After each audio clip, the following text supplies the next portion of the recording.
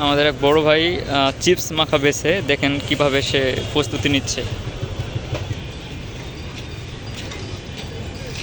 ওনার Facebook পেজের নাম খাবার টুডে চিপস মাখা।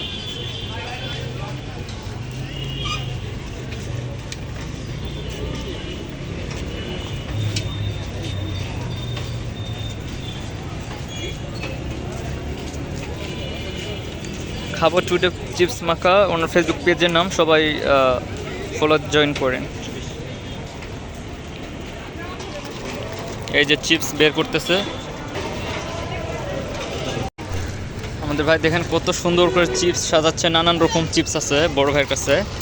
তো আমরা একটু পরে ওনার মুখ থেকে শুনবো যে কিভাবে উনি সেল করে, হ্যাঁ কতটা আর্নিং করে দিনে, কোথা থেকে আসে, সব আপনাদেরকে দেখাবো।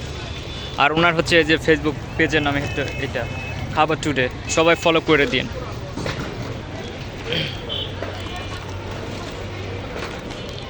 এখানে লেস চিপস আছে, বাহ অনেক রকম চিপস আছে, সানলেস, আলোস।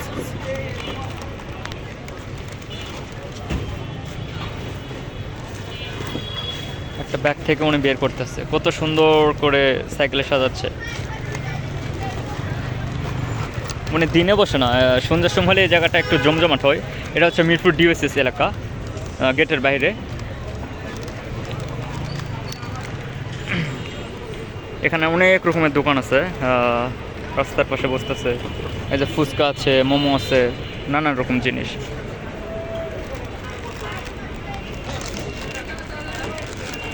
এই কুরকুরে মশলা এটাও আছে,